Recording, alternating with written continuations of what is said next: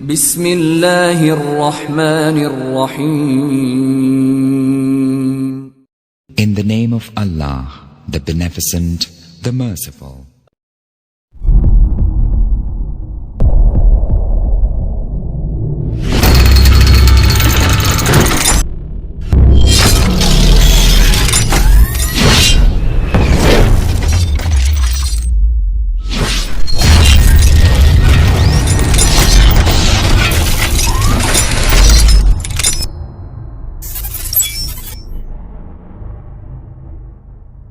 अस्सलाम वालेकुम दोस्तों, मेरा नाम है हसन और आप देख रहे हैं साइंसिप ऑफिशियल। आज हम बात करने वाले हैं अपने मून के बारे में। अगर आपने हमारी पिछली वीडियो नहीं देखी जो कि सोलर सिस्टम के बारे में थी, आपने वो ज़रूर देखनी है क्योंकि उसके बाद ही आपको इसके बारे में समझ आएंगी। ये जो चांद जो हमारी दुनिया से हमें नजर आता है वो यहाँ से 3,84,000 km दूर है। तो जैसा कि आप सभी लोगों को पता है कि चांद में जाने का जो तजस्सुस था वो साइंसदानों को पहले से था कि वहाँ का जो स्ट्रक्चर है वो कैसा है। इसलिए उन्होंने 17 अगस्त 1957 को यूएसए ने चांद पर स्पेसक्राफ्ट भेजा। बदकिस्मती से जो ये मिशन था वो नाकाम हो गया। उसके बाद रशिया ने 12 सितंबर 1959 को दोबारा से स्पेसक्राफ्ट भेजा। इस स्पेसक्राफ्ट को भेजने का मकसद इतना था कि वो वहाँ पे जाके ऑर्बिट में चक्कर लगाए और इधर की तस्वीरें खींचे। इसमें भी कोई इंसान नहीं था। रशिया की इस कामयाबी के बाद अमेरिका के सदर ने सोचा कि अब हम ऑर्बिट में चक्कर नहीं लगाएंगे, हम इंसान को वहाँ पे चांद पे भेजेंगे। तो अब आगे सफ़र शुरू होता है इंसान को चांद पे भेजने का। 20 जुलाई 1969 को ये वो दिन था जब इंसान ने पहली बार चांद पर कदम रखा और ये 20वीं सदी की सबसे बड़ी कामयाबी थी। इस मिशन को 10 लाख लोगों ने लाइव देखा और 60 करोड़ लोगों ने मुख्तलिफ दुनिया के हिस्सों से इसे अपनी टीवी स्क्रीन पे देखा। चांद पे कदम रखने वाला इंसान जिसका नाम था नील आर्मस्ट्रॉन्ग। नील आर्मस्ट्रॉन्ग में चांद पर पहुंचकर अगले 2.5 घंटों में उधर की तस्वीरें धूल, मिट्टी और वहाँ के स्टोन इकट्ठे करने में लगा दिए ताकि वो जब दुनिया में है तो इन चीज़ों से साइंटिस्ट इसके ऊपर रिसर्च कर सकें। नासा ने वहाँ पे बहुत मुश्किल से इंसान तो भेज लिए थे लेकिन उनको वापस भी लाना बहुत ज़्यादा मुश्किल होता है। अप्रैल 1970 में अपोलो 13 के साथ कुछ ऐसा हादसा पेश आया जिसने पूरी दुनिया को हिला के रख दिया। अपोलो 11 और 12 की कामयाबी के बाद साइंटिस्ट ने अपोलो 13 भेजने का फैसला किया। इसको भेजने की मेन रीज़न ये थी कि चांद पर और ज़्यादा रिसर्च की जा सके। ये 3 एस्ट्रोनॉट और पायलट रिसर्च करने के लिए निकल पड़े लेकिन इनको ये नहीं पता था कि इनके आगे बहुत ज़्यादा मुश्किल पेश आने लगी है।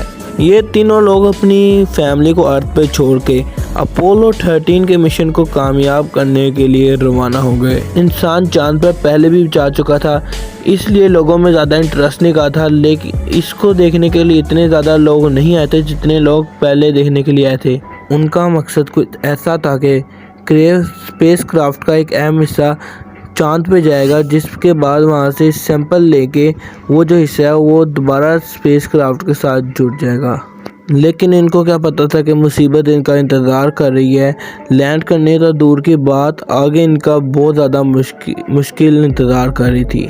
इस एयरक्राफ्ट को अर्थ से चले 55 घंटे हो चुके थे और ये अर्थ से 3,22,000 किलोमीटर दूर पहुंच चुका था। रूटीन के मुताबिक जब एस्ट्रोनॉट ने ऑक्सीजन देखने के लिए बटन दबाया तो एक ज़ोरदार धमाका पेश आया जिससे जो दूसरे एस्ट्रोनॉट थे उनको भी वो धमाका महसूस हुआ।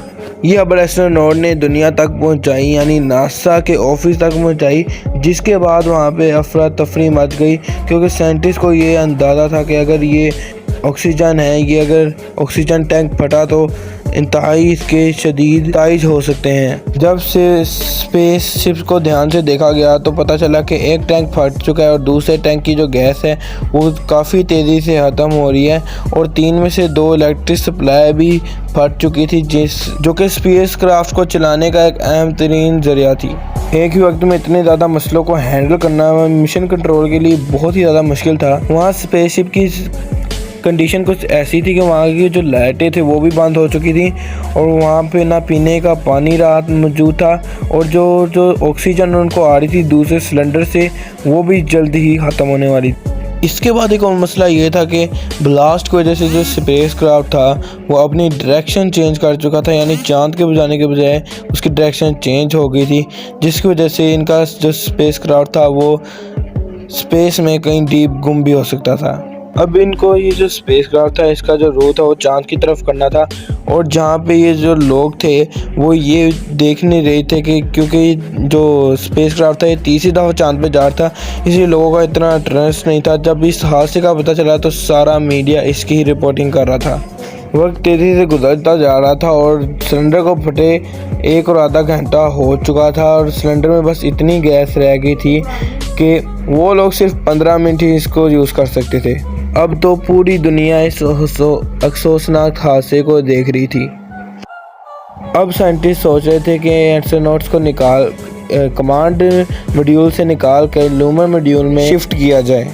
अब जिस जगह इन्होंने शिफ्ट करने का फैसला किया था वहाँ पे उस किस्म से अपनी ऑक्सीजन तो थी, मगर सिर्फ 2 लोगों के लिए थी। अब और कोई रास्ता नहीं था, जिसकी वजह से इन तीनों को उधर ही जाना पड़ा।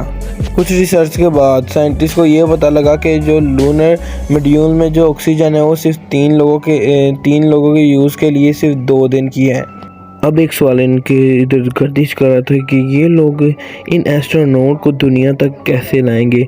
अब ये जो सवाल था इसका जवाब सिर्फ ये था साइंटिस्ट के पास कि यहाँ तो मेन इंजन की पूरी पावर लगा के इनको अर्थ तक लाया गया, लेकिन इससे जो मेन इंजन का जो फ्यूल था वो इतना नहीं था कि वो कहीं कि अर्थ तक आ सके, वो कहीं भी बंद हो सकता था। यहाँ तो फिर दूसरा बात ये था कि वो चांद की ग्रेविटी की वजह से धकेला जाए, जिसकी वजह से वो अर्थ आ सके। तो साइंटिस्ट ने दूसरा ऑप्शन चूज़ किया क्योंकि उसके अंदर जो फ्यूल था वो भी कम लगेगा और खदशा था कि जो ये स्पेस क्राफ्ट है वो दुनिया तक आ जाएगा, यानी हमारी अर्थ तक। अब ये काम करने का वक्त आ चुका था। उन्होंने मून की ग्रेविटी का एक चक्कर लगा के उन्होंने जो अपना रॉकेट था वो पूरे के पूरे एक मखसूस जगह पे आके 15 सेकंड के लिए बंद किया, जिससे जो रॉकेट का रूट था वो अर्थ तक हो गया। पूरे के 2 दिनों के बाद 32,000 किलोमीटर पर आवर की स्पीड से दुनिया की तरफ बढ़ रहा था, जिसकी वजह से ये दुनिया के बहुत ही ज़्यादा करीब आ चुका था, यानी हमारी अर्थ के। एक और चैलेंज जिनका इनको सामना करना पड़ा वो ये था कि इनको लूमर मॉड्यूल छोड़ के कमांड मॉड्यूल में आना पड़ा, क्योंकि अर्थ के एटमॉस्फेयर में एंटर होने के लिए लूमर मॉड्यूल में से निकल के दोबारा कमांड मॉड्यूल में जाना था, क्योंकि कमांड मॉड्यूल बनाया ही इसलिए गया था ताकि वो अर्थ के एटमॉस्फेयर के अंदर जा सके।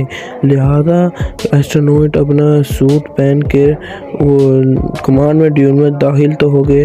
अब नासा और पूरी दुनिया का सांस रुका हुआ था, क्योंकि अब ये लोग बगैर कंट्रोल के दुनिया के एटमॉस्फेयर के अंदर एंटर होके यानी अर्थ के ऊपर लैंड करने वाले थे। जब स्पेस क्राफ्ट नीचे आता गर्माई की वजह से पूरे के पूरे 3 मिनट तक नासा के साथ इनका राब्ता कट चुका था। जब 3 मिनट बाद भी इनका रिप्लाई ना आया तो उनको लगा कि एस्ट्रोनॉट्स अपनी जान की बाजी हार चुके हैं।